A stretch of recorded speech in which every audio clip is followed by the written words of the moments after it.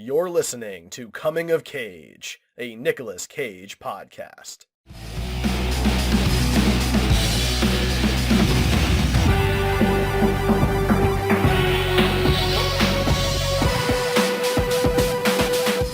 Hey everybody, welcome back to the Coming of Cage podcast. I am Derek.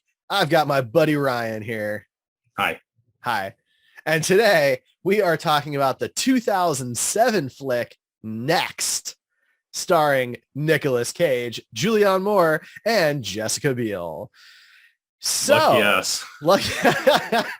Hey, look, I definitely had more fun with this one than the last one, Inconceivable.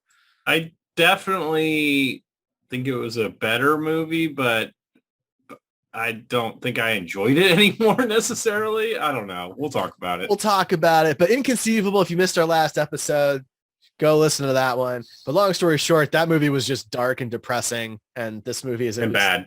And bad. Yeah, and bad. But this one's at least not like dark and depressing the whole time. It had some fun stuff in it. Mm-hmm. You know, Inconceivable was void of fun. This has some fun. Yeah, that's true. A That's little bit. So this movie is brought to us by director Lee Tamahori, who has given us such gems as The Edge, James Bond, Die Another Day, and Triple X State of the Union.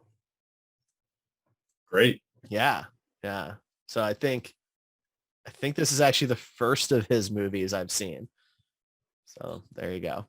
Well, that ties into my first note, which is produced by Nicolas Cage. I saw that in the opening credits. I thought that was interesting. Yeah, I mean, I guess it was just bound to happen, right? I mean, he's got money. He doesn't mind spending his money, and he's in a lot of movies. Some of them have to be produced by him. Well, I'm guessing it was like one of the stipulations of him doing the movie was in case it was actually good. And he wanted to he probably took a lower pay for the producer credit so that if the movie was good, he could make more money on the back end. But who knows? I mean, that's fair. And it made some money. So it made 77 million worldwide. In 2007. In 2007. Yeah. Which is just over its budget. Yeah, we're not going to get too bogged down in the numbers, but that's not a lot, even in 2007. It's not a lot. All right, so the premise for this movie, a Las Vegas magician who can see into the future is pursued by FBI agents seeking to use his abilities to prevent a nuclear terrorist attack. Yeah, which sounds like something, I don't know, if you had seen my face when we rolled on that movie and I went and read the potential plot of it, I was very excited because it sounds like a very like embrace the crazy side of Cage type of movie, but I was sorely disappointed that it was not that. Yeah, it had potential. The idea has potential, but where would you like to start? Well, I mean, I have notes that I take. If you've listened to this before, I have notes I take throughout the movie, and it kind of goes in a chronological order. Let's do it. The first one was produced by Nicolas Cage, which we already covered. The next one is that this movie opens in the exact same diner that was in It Could Happen to You. I'm pretty sure. No, I'm not actually sure of that, but it does look exactly like the diner. What? It doesn't look anything like that diner. It looks exactly the same. Not just even take close. my word for it. Not even close. Okay, so that's my second note. We can just cover that. We both agree. It looks exactly like the diner. Frank Cadillac is my next note. I mean, I think that's a wonderful stage name. I mean, it's too good, though. That's the thing is like... It's too good of a stage name for a Las Vegas magician? Yes. How so? Because it's so ridiculous. But that's the whole point. Right. But I mean, there has to be a level of believability, I think, for the name. Like, you can't be like, my name is Cosmosphere Paulson or something crazy like that. Like, nobody's going to believe that. Frank Cadillac? Come on. How many people with the last name Cadillac do you know? I mean, I don't know any, but I also don't know any magicians. Could be very common. I don't know. That's true, I guess. I don't know. I mean, he does explain it later that it's a combination of his two favorite things. Frankenstein and Cadillac. But neither of those lead anywhere. He doesn't drive a Cadillac at any point in the movie, and there's no payoff for like why he loves Frankenstein. No. Like you would think they would have picked something that is a similar plot, like ties into the themes of the plot, but that does not. Yeah, it's just a stupid ass name that they come up with. Like, be more clever. It's a good stage name, but like, I just wanted a little more depth to it, like he got his love of Cadillacs because of something related to the plot, or like Frankenstein, there's some relation to the Frankenstein character in the plot or something like that. You know what I mean? I mean, just be a little more clever. His character's real name is completely boring though. It's just Chris Johnson. Yeah, the most generic name I've ever heard in my life. Right now, it does not have an H. It's Chris. So, like Chris Angel. I guess. I don't know. I've never Another seen magician that's famous. Okay. I wonder where they got that name from. I didn't know that's how you spelled it. So there you go. That's exactly why then, if that's the case. Yeah, great. Yeah. I next noticed that the car green screen is real bad. Oh really bad. I noticed that bad. Too. You think you know what bad green screen looks like in your head when you're listening to this podcast right now? You don't know what bad car green screen looks like until you've seen this movie. I mean, it is real bad. It is really bad, but I feel like you skipped ahead, right? That's after the whole casino scene, isn't it? Maybe. I mean, there was chunks of the movie where I didn't really have any notes that were that fun. Oh, see, I did want to talk about the casino a bit. There's two things I want to talk about. The first is when he goes out on stage to perform as Frank Cadillac and he does this little hands open thing. That's the cagiest moment we get in the movie. It's his face the whole movie that they cut to. And it's a really awesome Cage face. So I was like, oh, this is promising. Okay, this is going to go somewhere. And then it doesn't. And it's really awkward. But that's then followed up by the real show of his power for the first real time. Like, yeah, he does a little act with the necklace falling, whatever. But once he goes into the casino, we learn that they're watching him and he gambles all the time. He's explaining his whole little spiel. And then there's the guy who's going to pull the guns out and kill people. And Nick, this is a thread that goes through the whole movie. Chris Johnson, no good deed goes unpunished. But what I like about it is it shows how he can use the ability to his advantage when he's trying to get out of the casino without being caught, right? He knows where everybody is, where all the pieces are. He knows where to duck, where to hide, where to move. And I thought it was choreographed nicely. It was a very smooth segment. Yeah, I think that was an interesting way of showing his power, but it leads me into my problem with the entire plot. Uh-oh. And you'll probably agree because you get like really nitpicky on time travel and things like that too. So he has precognition. He can see 2 minutes into the future. And he says that every time he looks at the future changes. Mm-hmm. So when he goes and changes the future, does that mean he's seeing like an infinite timeline of changes? Like his brain, it actually shows it later in the movie, which I'm sure we'll get to, where it shows like each decision leads to 3 potential decisions. And then that leads to 3 potential decisions for each of those. There's no way even the smartest person in the world could keep track of all these different things that are potentially going to happen and then do them in the right order. You know what I mean? So I agree 100%. The main issue that I had with that is that time is still moving. So when he has these moments, right, is it instantaneous that he sees every possible future within 2 minutes? I would think it's like within like time is still moving forward, so it's 2 minutes from each one. So you're looking at like each one is like maybe a second or two in the future. I don't know. They don't really get into it, but that's a huge plot like hole in the movie. I can barely remember what I had for breakfast most days, and we're supposed to believe that this guy can like remember potentially hundreds and thousands of different outcomes that happen in 2 minutes and pick the right ones every time. Well, and that in and of itself is problematic. But then by the end of the movie, I know it kind of jumps ahead a bit. But yeah, let's not spoil the ending at this point. Well, I'm not going to spoil it, but I'm just going to say that it certainly seems like he's seeing much farther than 2 minutes ahead. Right, but only when it's relating to this one girl, supposedly. Like, that's the way the plot sets it up. It doesn't always stick to that, but that's the way the plot sets it up, is that when it's related to Jessica Biel's character, who's problematic in her own right, that he can see further ahead. And that's a lot of the plot is driving why can he do that? Why can he do that with this one girl? Why can he do that? Which I'll say is also never really figured out. Oh, yeah. I mean, the payoff's great. Yeah, there's no payoff to that at all. You never find out. That problem is never solved. All right. So we'll continue to talk about it. So bad green screen in the car. Realistically, he should never make any mistake in this movie at all. But he does make mistakes in this movie. And it's not many. Not many, but also the thing is the way this movie shows it, we should probably go over this, is that like it will show him doing something as if it's in the next thing that happens in the movie and then rewind that Yeah. and have him do it another way. And you don't know which way is the real way that it's happening. And I really did not like that. I thought it was clever, but did not like, they should have found a different way to get that same message across, because all it did was make me trust nothing in the movie at all. And then I couldn't take it nearly as seriously as I probably should have. Well, did you like that? Did you like the way of showing that? So we're not going to try and solve that problem right now. No. I'm not going to try and solve it. No. I didn't mind it. I thought the way they showed his power was fine. I didn't really have any problems with that.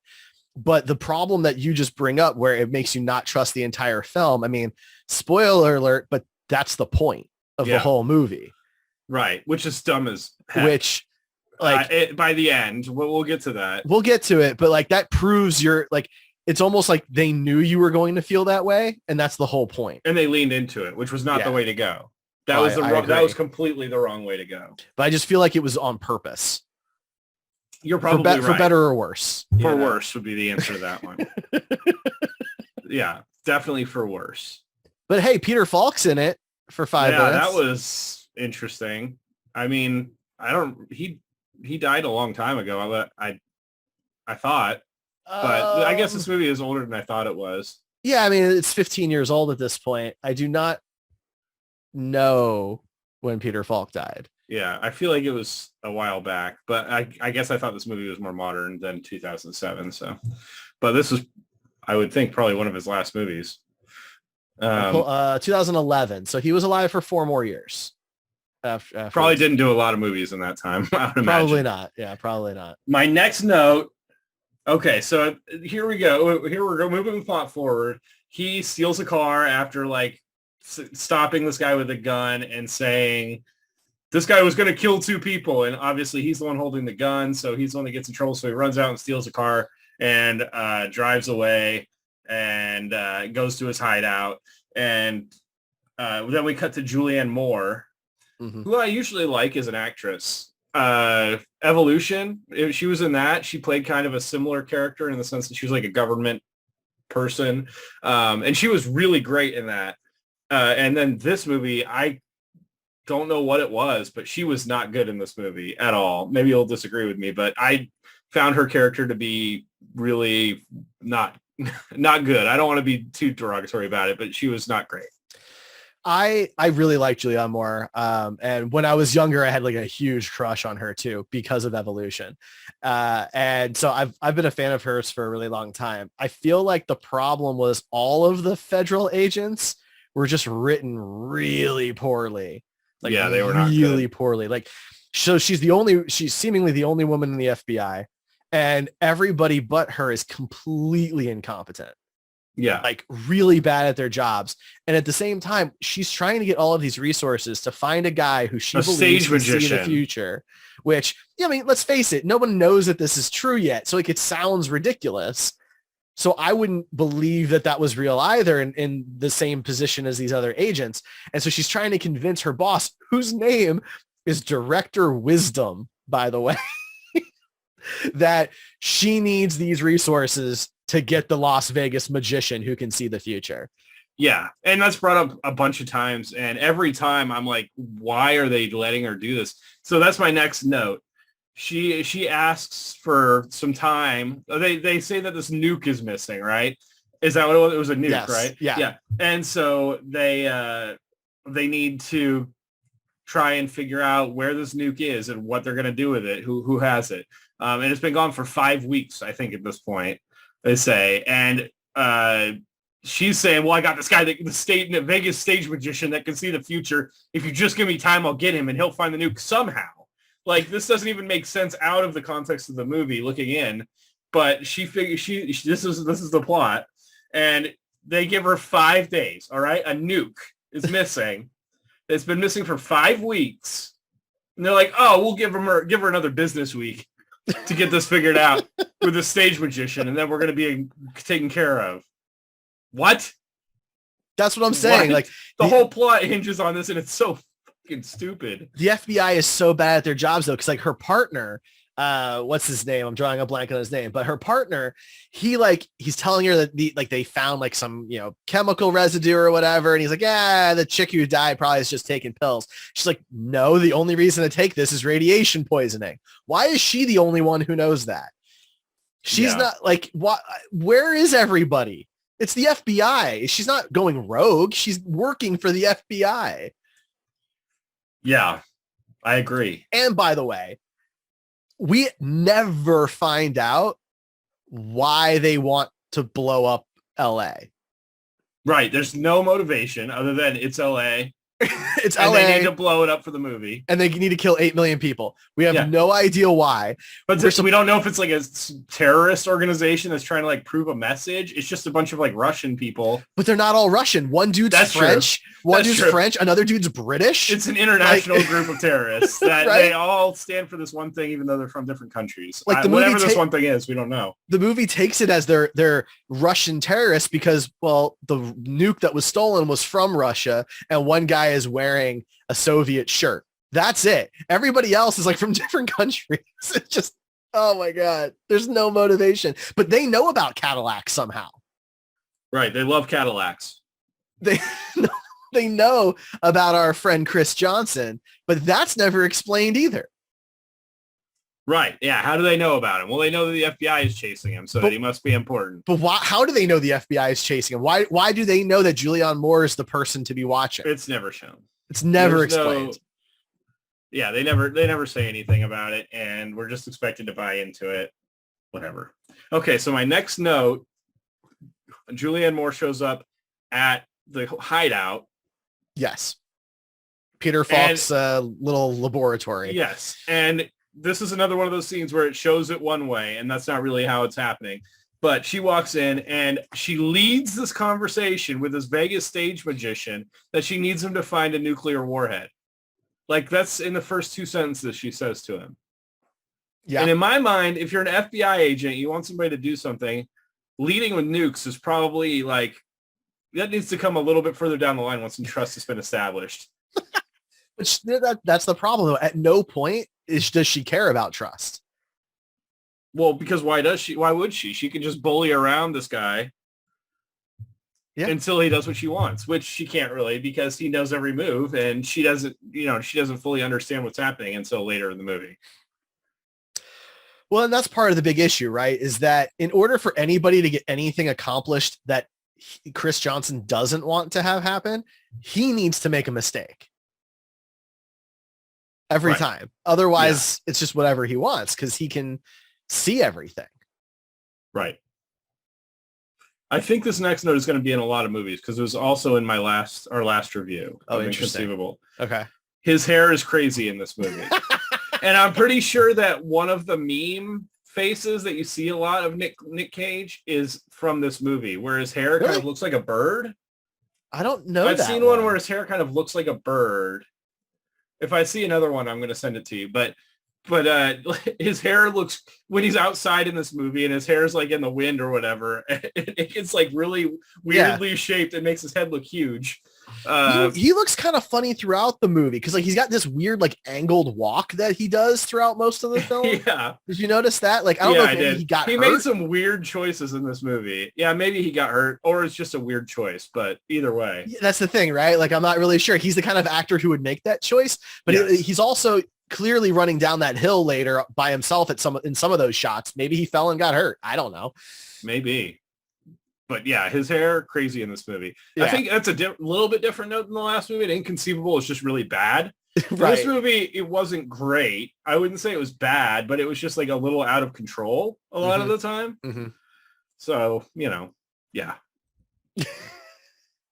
So eventually he gets to this bar or to this diner. He's going there every day at 8 a.m. or whatever. Twice a day. 8:09 every day. AM and PM. Yeah, because he doesn't know when it is. He just knows. Right, even though it's clearly like morning time outside. This bright lights and this vision, it's not dark at all. I guess he could live in a place where there's no darkness. I have to at least hope that in like February he's not going at night because there's no way, but maybe it's like Alaska where it's like 28 hours of daylight or 23 hours of LA. daylight. Oh yeah, they say that. Never mind. Yeah, I don't know. LA. Well, he's in Vegas. Well, he's in Vegas. It's very clearly 8:00 in the morning, but for some reason he's still going at night. Anyway, the girl that he's been seeing in this vision shows up. Yes. And this is where his power gets very, very problematic for me. And manipulative, I think maybe is a better word. Yes. This is another one of those scenes where it shows one thing and then it repeats and shows the thing a different way and then it shows a different way. He goes through about 5 different scenarios of talking to this woman until he finds a way that essentially manipulates her into talking to him and feeling bad for him. It's Groundhog Day. Yes. It's the Groundhog Day power. It is. And in this movie, I think it's a little worse because it's all very quickly repetition. It's not like he's going through a full day and like figuring out other things along the way. His one goal right at this moment is to make sure this woman talks to him. And he clearly has eyes for her. And so I don't want to say rapey, but it's definitely like manipulative. Oh yeah, it's for sure. Up. Yeah. And you get the feeling that he's done this many, many times because he's running through several different like methods of manipulating the person. So actually, I didn't get that. I assumed that he had been planning for this for so long because of the anomaly. Because the whole idea here is that for some reason, he can see her farther ahead than the 2 minutes, because who knows how long it's been that he's been going to this diner twice a day, every day. So in my mind, he had just been practicing so he would be ready. It didn't occur to me that he had done it with others. He had just been prepping. Well, I mean, he's kind of shown to be a little bit of a scumbag. Yeah. Early on in the movie where he's like, oh, is this your daughter? And the guy's like, no, it's my wife. And he's like, oh, why wouldn't it be? Welcome to Vegas. What happens in Vegas stays in Vegas. And it's like, which, by the way, is hilarious because Jessica Biel is 18 years younger than him. That was my next note. Actually, no, that's 2 notes from now. It says 50-year-old male lead, 20-year-old romantic interest trope. I hate that so much. Yeah. Yeah. I hate it. Yeah. All it is like the male power fantasy, essentially, of like always having a younger woman. And it's really weird in this movie. It's kind of creepy. Well, their whole relationship is strange. Like, I guess the whole movie, once they meet, we're only talking a couple of days go by. Well, it's very manipulative from the beginning on his side. So that's not really a great basis as the viewer to know that's what their relationship is based on. You know what I mean? Yeah. But they still she's fine with it at the end of the day. After she learns everything, she's fine with it. I mean, fine with what? When she learns that this is his ability and that he was using used his ability on her, and that the video that the FBI shows her was a real thing. Now he was stopping a bad guy, but all that happened. And she's still like, okay, what can I do to help? Right. She's known him for 2-3 days. But I mean, we were all stupid when we were 18. So, but she's not. She's 25. Oh, I thought you said she was 18. She's 18 years younger than him. Oh, 18 years younger than him. Okay, 25. Yeah. She's 25, but she's a teacher. She teaches on a Native American reservation. Right, they make her be the best person that you can imagine. She's like a teacher. She's just very sweet throughout the movie. She sees past like his manipulativeness and still wants to be with him, which is more of like that male fantasy bullshit. They made him kind of a scumbag, and they made her like love him no matter what. Even after like him manipulating her, I don't think she really like in this 2 or 3 day period or however much time after she learns that he has this power, really thinks about like, well, maybe he like used that to manipulate me on our very first meeting into talking to him, and I would never talk to him otherwise, because that kind of changes the context for everything that follows. Well, I want to know why she doesn't believe the FBI agents. Like, yeah, we know that Agent Ferris can't really be trusted. Yeah, she's trying to stop the nuke, but she's also doing it in some shady ways. But Liz doesn't know that. Liz just meets this FBI agent who shows a video of this dude she's known for like 72 hours and is like, you need to help us take this guy down. And she decides to side with the dude she doesn't know. Yeah. It's a little, that whole thing is a little hard to buy into. Yeah. Because it's the crux of the whole film. My next note is "You're not a psycho?" ? Because I think she said that you have to you better not be a psycho or I'm going to kick you out. Yeah, no psycho vibes. And then he's immediately like, she's like, I'm getting psycho vibes, and doesn't kick him out. When she says the first time you get psycho vibes, you're walking or whatever. And yeah, then she immediately says, I'm getting those psycho vibes, and doesn't kick him out. I assumed it was supposed to be a playful jab, but in the context of everything, it just isn't good. I guess. Yeah, I didn't really go for it. So they go to this they have to establish how good of a person she is. Right. And how nice he is for letting her fall in love with him.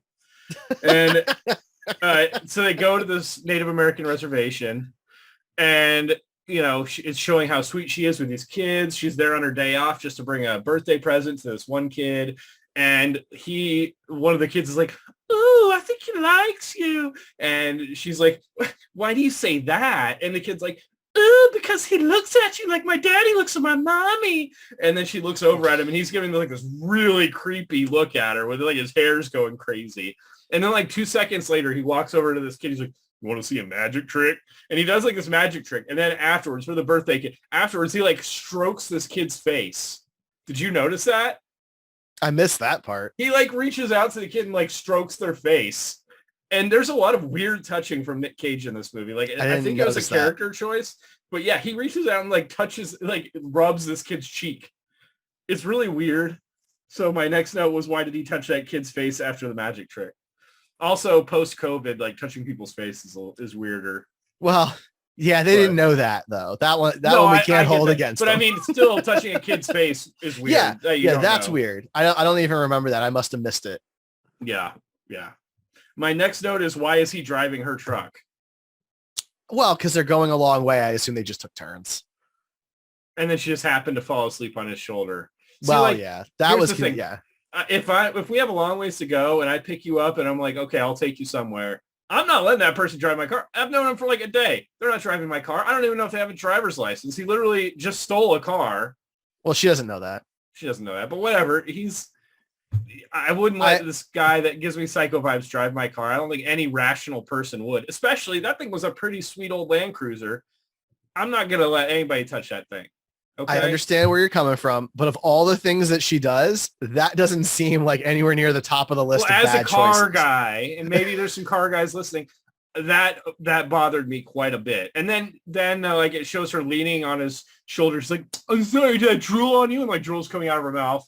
And they're like, it wasn't. I think it's supposed to be an endearing moment. Like, oh, it's so cute. She drools in her sleep. But really, it's just like, why do we need to establish? Is this like a big character moment that I think it was she drools in her sleep? No, I think it was supposed to just be that she's starting to trust him enough. Like after 7 hours of being. Yeah, I mean, the time is ridiculous. It doesn't make any sense. But I think that's what they were trying to do. So after this is when like things started to get weird. Like, well, the things were already weird with the power for me. Like, but then I started thinking, like, is literally every conversation we're seeing him have in this movie, is it all premeditated? More or less. It doesn't show it like rewinding and everything every time. But that makes it much less interesting of a movie to me if I know that every conversation is the best possible outcome he could get for what he was doing all the time. Well, that's his whole life, theoretically. Right, but that's not an interesting character. I mean, that's fair. Because, you know what I mean? You're seeing literally everything that is good and nothing that is bad, because everything he's doing is the perfect thing to do in that situation, in his mind. I mean, I don't know that it's the perfect thing to do, like attacking the guy in the casino. Like, yeah, he was doing the right thing, but it also blew his cover and sends him down this spiral. Or saving Agent Ferris, gets him caught. So I don't know that it always is the best outcome. It's just the outcome he has chosen. Right. Well, I mean, it's the best outcome in his mind for however many he has seen. There's not always a good way to handle every situation in life, period. That's true. But there is a best way in your mind, going through the options. In his, it's a very literal, like he's going through, he sees every outcome. And I guess that comes back to that problem of, how long does it take him to see all of these outcomes? Because, 2 minutes is not a long period of time. And in some of these cases, you have to make a split second decision. So how long does it take him to perceive everything? Right. That matters in this story, and we don't ever find out. Yeah, even seconds can matter in that amount of time. So. And it seems like it takes a while because towards the end, when they're searching the building and he goes in like 80 different places, he's just finishing up when they get back. Right. So it does take some time. It has to take, yeah, exactly. Yeah. I mean, yeah, that's true. But that makes it way less interesting to me. When I started thinking about that, I'm like, okay, you can't really do I think you'd have to be really cognizant of what you're doing to make a movie about that kind of thing really good. And that's probably why I can't think of a movie that's had that kind of a plot that's good, because it's not an interesting character, and you'd have to have somebody that's really clever with their writing to be able to do that. And whoever wrote this, no offense, it was not that clever. Maybe it's the editing. I don't know, but this movie did not end up very good. So sorry if you're the writer, you're listening to this. My next note is, how did he not see the road closure coming? But that didn't end up really being anything other than the guy sends him to a hotel somewhere, and it's kind of paid off, or they kind of explain it later when she goes and when Julianne Moore's character goes and talks to this guy, and he says, I talked to him, and she goes, oh, did he know that the road was closed and there's a hotel down the road? And he's like, yeah, you said that exactly, or something like that. So there's a payoff there, but again, it draws into question this whole power and like. Well, that's the thing, right? So like theoretically, yeah, he saw it coming, but he also wanted to get to the motel with her. And the only way to get her to the motel in an innocent seeming way is to continue on as if he doesn't know. Because if he just says randomly, hey, we should stay the night in this hotel, she's not going to be into that. Right. Right. She's going to want to press on. A more manipulative, like questionable stuff. Yeah. Because it's all designed to make her trust him. Enough to at least have sex with her, possibly more. I mean, I think he wants more, but yeah. I mean, that's where he wants to start, I imagine. And then my next note was, are they sharing a hotel room? That was written when they're like, he's like lighting a fire in the hotel room and everything. And it looks like he's going to stay. And then she immediately like makes a comment about him staying. And she says, oh no, never, are you staying here or whatever? And he says, no, I'm going to sleep in the truck. Okay. And so I wrote never mind next to that. I did think it was interesting that she has him sleep in the car overnight and not like on the floor or the couch or whatever. Yeah. She trusts him, but then she doesn't trust him. It's a very weird. It's very strange. Now, the argument there could be that he also knows, because it's with her, right? He can see farther ahead, whatever that means, that he knows that she's going to notice that he's tossing and turning in the car and feel bad for him. So things will work out the next day. Yeah. Right. He's patient, right? Of everything else, he's still a patient person and he's playing the long game. Right. To get this woman to have sex with him. Yeah. Mm-hmm. Yeah. And so in the next, I don't know if it's exactly the next scene, but in this next bit of scenes, there's a huge meeting in the FBI with all the FBI agents come together. They're like, we got to figure out where this nuke is at. We got to figure it out. It's been 5 days. What do you got for me on this Vegas magician? And she says, we can stop this. I need any and all FBI resources dedicated to catching Frank Cadillac. Stop banging the table. Whatever. Listen, our listeners love knowing how passionate I am.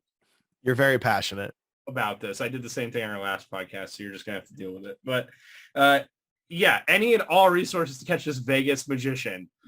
It was like, this is the most ridiculous thing that I've been expected to believe in a movie in a long time.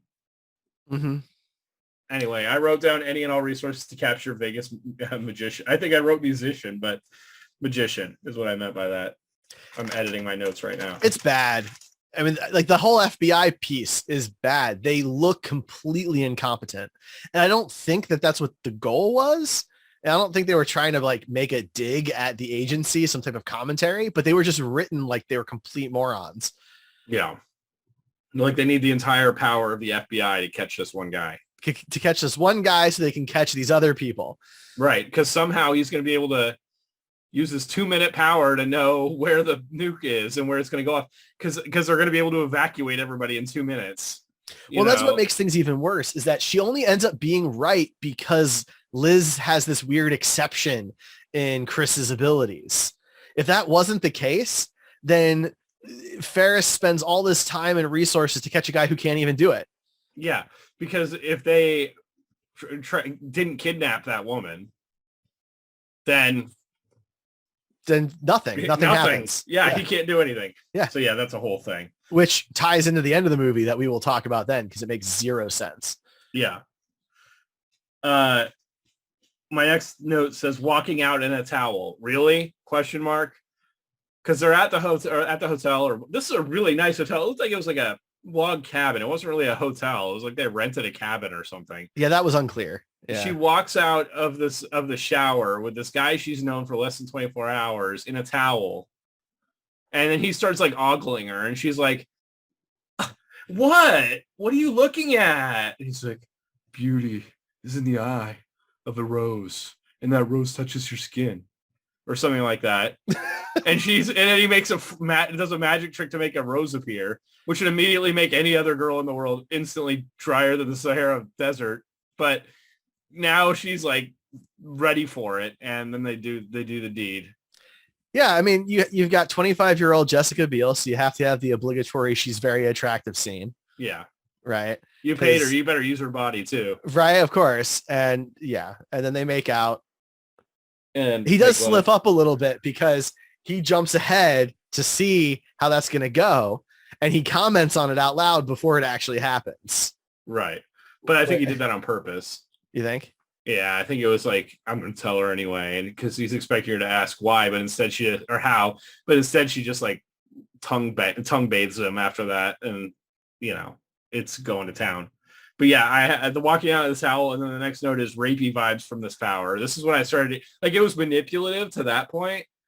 But then like it starts to be a little more serious, because how many different things did he play through? Different situations did he play through to get to the one where she sleeps with him? Yeah. You know what I mean? And that's super uncomfortable, like, to think about. I mean, manipulation is pretty trashy and horrible in real life, let alone if you have the power to manipulate. You might as well have a mind control power at that point, because you're trying every situation before it happens to make sure that you get exactly what you want out of the situation. Mm-hmm. So, yeah, I did not like that whole thing. And again, because there was like this huge age difference, it was really distracting and like not great. No, it's bad. Yeah. My next note is lots of unnecessary touchings from Mr. Caddy. Because like, so first he touches that kid's face, but then he like touches her shoulder weirdly and like unnecessarily. There's just several scenes where he like randomly touches people in a way where you're like, why is he touching this person? Nothing that's happening in the scene calls for touching. Fair enough. Anyway, it bothered me. Maybe it didn't bother you. I didn't really notice that. I didn't really notice, but that's fair. So they sleep together. Yes, they make love. We know because they wake up in bed under the sheets, and I will say, Nick Cage looked pretty good, man. Like good on you, dude. You take care of yourself. Oh yeah. Yeah. He's always taken pretty good care of himself, unless it was for a role. Right. What I'm saying is like he had some shirtless scenes in this movie, and it was like, okay, nice. For your age, especially, you're looking pretty good, Mr. Cage. Yeah. He's a fit magician. Yes. He's a magician that works out a lot. But only the minimum amount, because he knows exactly how much he needs to work out. Exactly. To get the perfect body. Yeah. My next note is every kiss is cringy. Every kiss between him and Jessica Biel is super cringy. And that note, shout out to my girlfriend who that note came from, and I agree with. It was so cringy. Every time they kiss, it's like, it's like watching like a weird aunt kiss like the weird uncle, and you're just like, why am I looking at this? This is not comfortable to watch. Well, and it was made even worse when she comes back from meeting with the FBI. Right. And She knows that he's a sociopath and whatever else. And she has to kind of go along with it and pretend, but she's totally freaked out. And it's just, and he doesn't know that. So he keeps advancing because, they've already slept together. So he recently. Yeah. So he thinks they're in the clear, which again creates a whole bunch of other problems about what his powers allow him to see or not see. Right. Especially because of the end of the frickin' movie. Yeah. So she tries to drug him at the direction of the FBI, and he's like, he's like, what's wrong? And she tells him everything immediately because she can't lie to this guy that she's known for a day. It's impossible. She loves him. And so he tries to trick the FBI into thinking that he drank it. He walks outside with the cup and makes a big show of it. And eventually this ends up as him running from the FBI. Right, they're like, don't do it, and it's then he immediately great chase scene. Jumps off the ledge and starts running down this giant hill. So wherever I don't know what the goal was. The motel is built on a cliff for some reason. Yeah, he just starts running down this cliff, and this is where we get some of our best scenes in the movie. Oh man, I hope you know what I'm about to say. My next note is that bullet dodge. There's a sniper. It shows one of these Russian or French or whatever terrorists with a sniper rifle, aimed right at him, and then it shows him turn around and look directly into the scope from a mile away. Mm-hmm. And this guy takes a shot right at his chest, and he does a super dramatic, over dramatic dodge move to get out of the way of the bullet once it's fired. It's amazing. And then. So at some point her truck gets taken off by a chain off the edge of this cliff. No. She drives it. Yeah. So he writes this letter to her and he's like, wait 45 seconds and then read this. I don't know why she can't read it before then, but whatever. And yeah, so she's supposed to launch her truck off the cliff. Yeah. Because it's going to take down all these logs that are set up for some reason. Which are really good CGI. And a train. Yes. A train engine. The next part of this scene that's wonderful is when this truck is rolling and rolling and rolling down the hill. He does the most flamboyant dodge I've ever seen, where he throws his hand up in the air and dives down underneath this truck as it's flipping. And the CGI, keep in mind, the CGI in this scene is top-notch 2007 CGI. The logs rolling down the hill are all CG effects. Yep. The truck rolling down the hill is CG. Everything is CG, and it looks real bad. As bad as the green screen driving. Dude, the train engine was the worst by far. I don't know. I thought the logs were worse, but maybe the logs went by so fast that it didn't seem as bad because this engine is just crashing down over on top of people, and it just looked so fake and flat and weightless. It was bad. Yeah. CGI logs is my next note, because so at this point, he gets to the bottom of this hill and he gets to spend 2 minutes with Julianne Moore's character, and they're having a discussion. She's like, are you just going to let me die? And he has to figure out whether he wants her to die or he wants to run or whatever. It's supposed to be this big, I guess, redemption scene or something, where he dives on her and covers her from the logs, the terrible CGI logs hitting and crushing her. And then somehow he goes unconscious during this for whatever reason. This goes back to when we covered It Could Happen to You, right? Where there's a lot of shitty characters and and he's the hero. So they have to make him look like at least he's not one of the worst characters, right? And so they have him throughout this movie periodically do a good deed that forces him to sacrifice part of his plan to show that he's really a good person, right? He attacks the shooter in the casino, even though it's going to, force him to be on the run. He's going to save Agent Ferris, even though it's going to result in him being captured, because he's really this good person who's just caught up in all this nonsense. Right. He was just trying to make a living by taking advantage of the casinos. I don't care about that. That's fine. Whatever.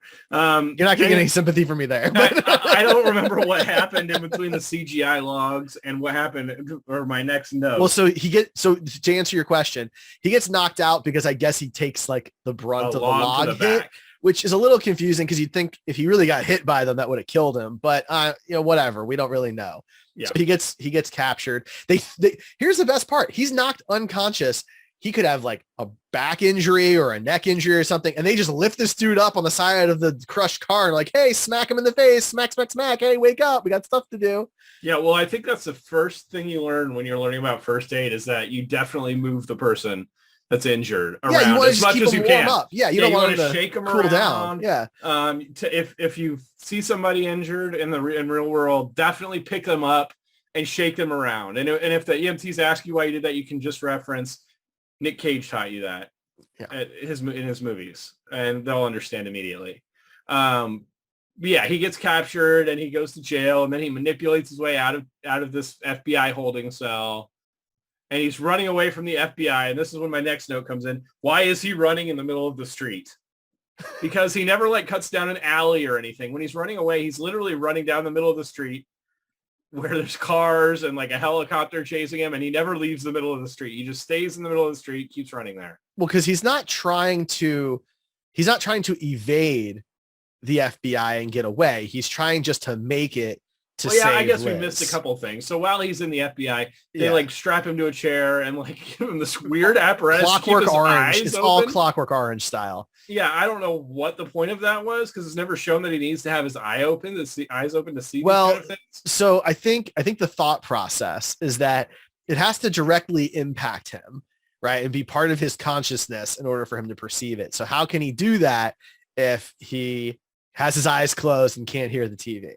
I think it was like probably what she was thinking. She doesn't know how it works. It just seemed dumb to me. Yeah, it was, but she doesn't understand what's happening. So he's watching the news and like he randomly, even though I don't really understand how it gets to this point, but he eventually sees enough connections that he sees the love of his life getting strapped to a chair in the middle, or not even in the middle, on the top of a parking garage and getting exploded. Yep. Over and over again. And there's no way he can fix this in his mind. He's running through all these scenarios. So when he runs away, he's basically trying to lead the FBI to this parking garage so that he can try and manipulate the situation to his benefit. Right. And save her. Yep. So then my next note says, what happened to 2 minutes? That's because the problem. a lot of this stuff is not, I mean, it only has to do with her like in a third or fourth degree. I mean, so here's what it really comes down to. It has to do with the reset, the big reset that happens at the end of the movie. Because the idea here is it's all about her because he fails. So she dies. So from that moment, when he opens his eyes in that bed, from that point forward, the whole thing is one long attempt. Yeah. The whole thing, which is hours upon hours, maybe even a day's worth of time. That's unclear.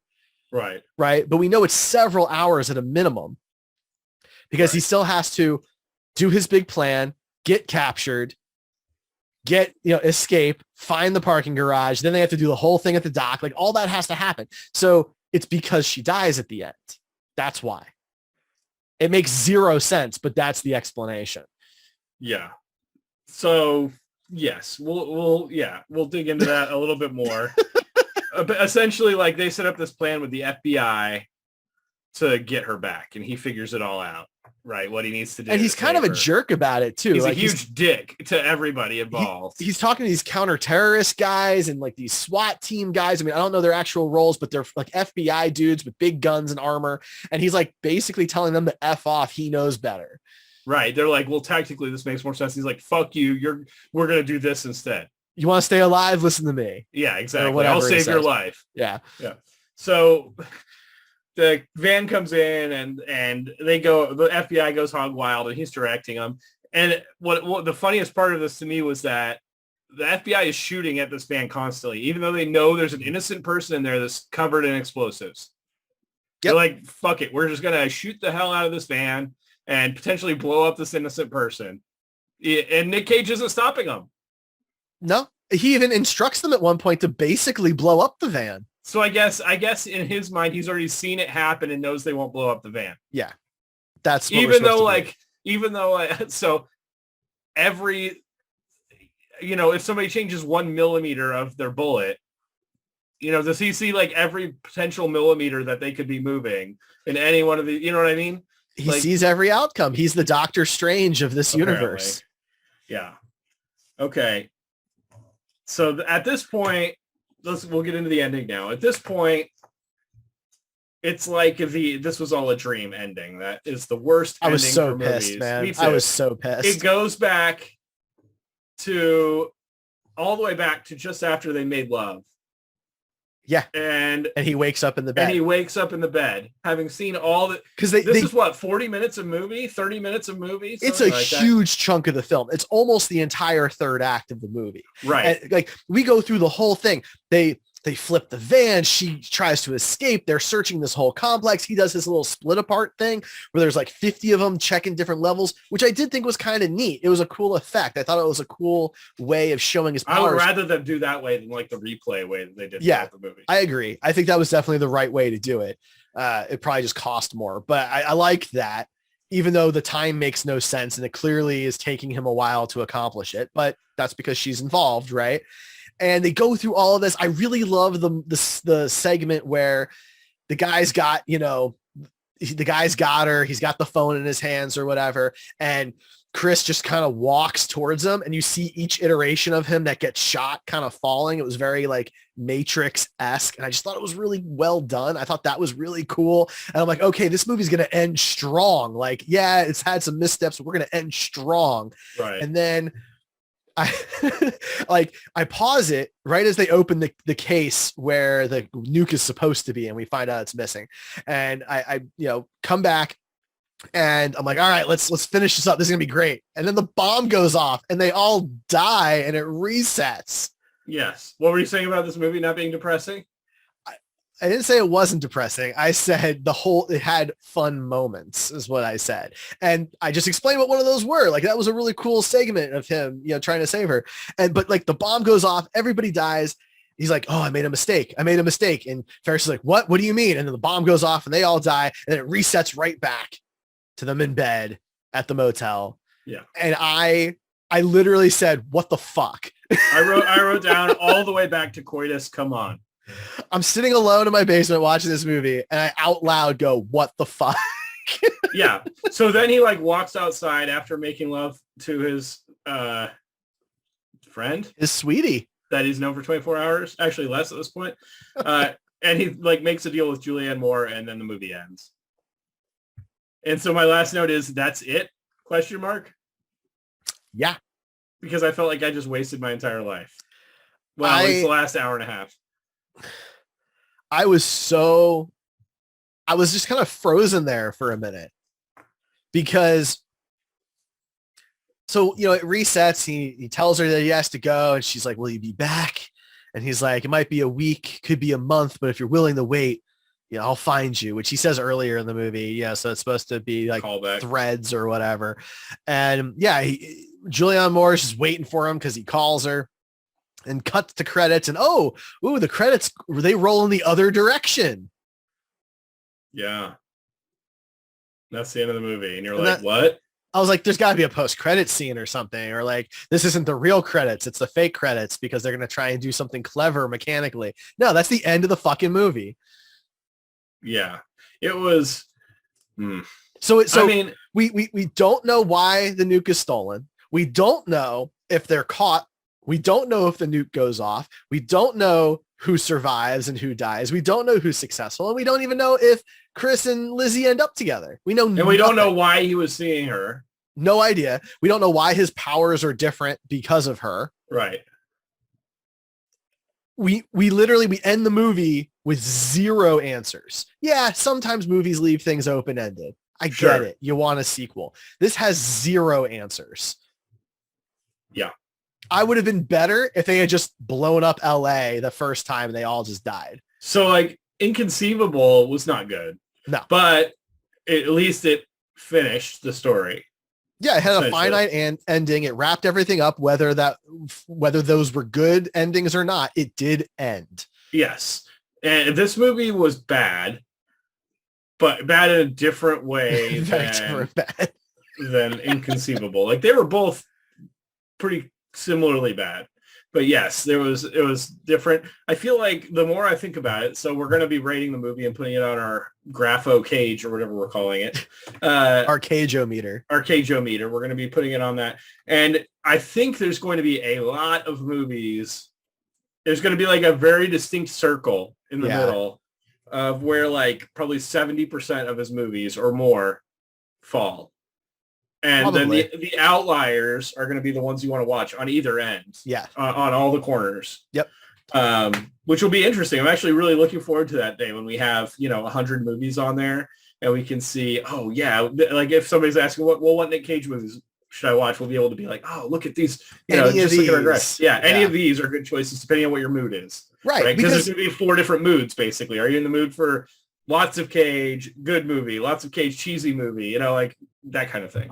Anyway, we're kind of off topic. Well, I love a good B movie. I do.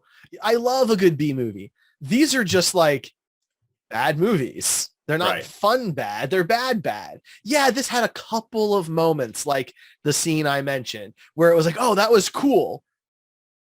And that was it. And this is a short movie too. It's only like an hour and a half. Yeah.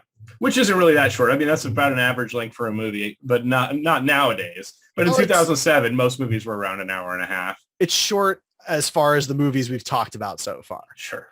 But it just, oh man, I was so mad that that's how the movie ended. I just sat there. I watched the whole credits thinking like maybe something's coming. Oh, I didn't watch the whole credits. I was like, nope. If there's an after credits scene, then I'm not interested in it. I was like, Derrick will bring it up tomorrow if there's an after credits scene. So yeah, so that's the movie. All right, let's rate it. We learned nothing. So that's it. So we call our Cageometer, and on it we have 2 basic metrics: the quality of the film. We have a 20-point scale because we're gonna have over 100 movies here, and we don't want them to bunch up too much. So 0 being the worst movie you could possibly imagine, 20 being the greatest movie you could possibly imagine. And then we have the caginess scale. So 0 being completely straight, like, level, not cheesy, over the top at all. 20 being the craziest, cagiest character that he's ever portrayed or could ever portray. So on those scales, let's go with quality first. On a 20-point scale, Ryan, where are you putting this one? Do you want me to remind you where Inconceivable was? I do, yeah. Okay. So Inconceivable, which arguably is the only other like bad movie that we've talked about so far. Thus far, yeah. Thus far. We gave it a 5 on the quality scale between the two of us. Okay. I mean, I want to give it higher, but like the effects were real bad. The effects were real bad. Like the movie, I'll probably put it like a 6. It was probably a little better than Inconceivable. I think I enjoyed it a little bit more, but it was not good. And that's fair. I think that's totally fair. I think 6, like on my gut, I feel like a 6, but I gave Inconceivable a 6, and now I'm having buyer's remorse, and I feel like I didn't rate Inconceivable low enough. So I'm going to give this a 7 because it is better than Inconceivable. I would rather watch Next than Inconceivable if I had to pick those 2 movies. Right? I picked Death. But you're strapped to a chair with your eyes open, Oh, God. Well, then I will just force my brain to die. So I'm going to do a 7. So that gives us a 6.5 right there for... Is that our first half score? For quality. No. Oh, okay. It's not. Into the Spider-Verse had halves on both scales. Gotcha. So all right. Now the caginess. For the caginess, where would you put it? I mean, there was like 1 or 2 minutes, so like 1 or 2 moments of caginess. So it was more than like Inconceivable. Where do we put Inconceivable on the caginess? We gave it a 6. Okay. Seems a little high, but I don't know. I would probably put it around the same level as Inconceivable, because Inconceivable, there's like 1 really cagey scene. In this movie, there was like 1 really cagey scene. The only one I can think of other than that was like when he was looking at her after doing the magic, or before he did the magic trick of the reservation. And like the kid's like, that's how my dad looks at my mom, and it's like super creepy the way he's looking at her. So, I would say maybe a 7. Okay. But even that feels generous. 6 or 7, somewhere in there. Yeah, I'm going to give it a 7 as well. because I think it's basically the same. I'm giving it the same score I did for Inconceivable. Inconceivable, it's all like in one scene in Inconceivable, but it's a little more in that one scene. So a 7. So a 6.5 on the quality, a 7 on the caginess, which puts it just barely above Inconceivable, which are the only two films we've done so far that are single digits in those two categories. So there you go. So then next up, we have our wheel o' Cage that determines what movie we're going to talk about next. It has 18 movies on it, and we need to find which movie is going to replace next. So we've got a wheel that we spin to determine the episode, but we have a computer to determine what gets added to the wheel. So I'm going to go ahead and run the computer here, and the movie that will be joining the Wheel of Cage is Dying of the Light. Well, that sounds like it's going to be a really high quality movie. Dying of the Light. And that movie, I mean, off the top of my head, I don't remember. There it is, 2014. Dying of the Light. When a devastating illness threatens to end Evan Lake's career in the CIA, he goes rogue to hunt down a terrorist who tortured him during a mission gone awry years ago. Which it has Anton Yelchin in it. So that's interesting. That'll be a little sad. Yeah. I haven't watched him in quite some time. So just to be clear, that isn't the next movie Right. we're watching necessarily. We got to be careful when we go into these descriptions, but there's not the next movie we're watching necessarily. It could be, but we're going to be spinning the Wheel of Cage.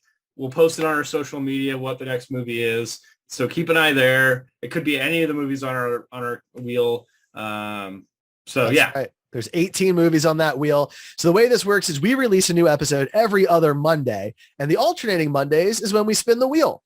So you'll have to wait and see what that is. You can go to comingofcage.com to find all of our social media, all of our videos, all of our episodes, all of that good stuff, including our Cage-o-meter that shows where we're plotting all of these movies as we talk about them. Ryan, is there anything else you would like to say about Next? Don't watch it. Agreed. All right, everybody. Well, we will be back in 2 weeks. Thanks for listening. We'll catch you next time.